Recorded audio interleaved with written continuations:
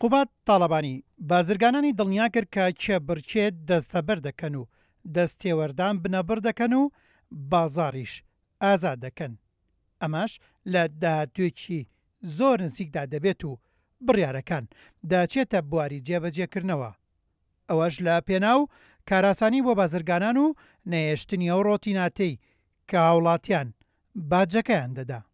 قەپانەیە لە ناو مردەکە قەپانەکرێت تاو چەند کیلۆمەترێکتە دەرەوە مردەکە جارکە بۆ قەپانەکەن و ئەمە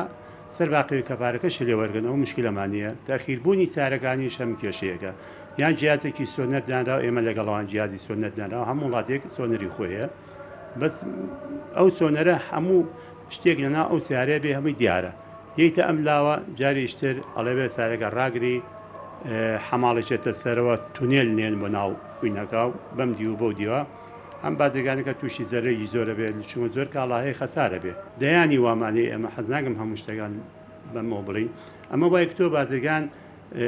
زیادەیەکی زۆر ئەداتە ئەخیربوونێکی زیارە خەسارەتێکی زۆریشی لە ئەەکەیە مەجبورە بیلەوە بکاتەوە دەواازەیەک لە چه دەواازەیە کار ئاسانی زیاتر بۆ بکرێ ئەو بازرگانە ڕۆکاتە ئەو جێگایە کار ئاسانی بۆ کرێ. جێبەجێکردنی ئەو بڕیارانە سلەیمانی دەباتە قۆناغێکی تر بۆ بەسەندتربوونی بازرگانی و پیشسازی کە لە ئێستادا بازرگانان چاوەڕوانن با زووی جێبەجێ بکرێت وەک ئەوەی کە جێگری سەرۆکی حکوومەتی هەرێمی کوردستان پێی ڕاگەیاندون. دەوانە داوای ئێمە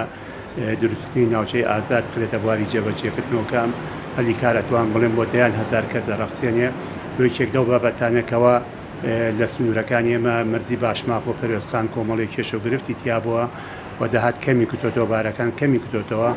ئێمە کۆمەڵی پێشنیارمان قسە بەردەمی بەڕێزی ئەو بڕاریداکەوە دوای جەژن کە چەند لیژنەیەک دابنی بۆ چارەسەرکردنی ئەو کێشانە و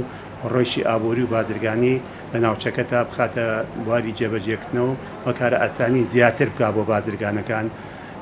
ئێمە توێژەکانمان لەو باریە و ئینشەڵڵا لە دوای جەژن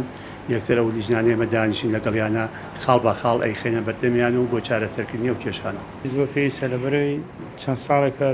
بەڕاستی خەڵک ناڕەحەتە ئەگەر ئەو کارە بکرێت زۆر ئیسپادە لە ئەم توجارەکە ژێکات هەم خەڵکەکەش هاوڵاتیان ئیسپادە لەو کارە کرێت.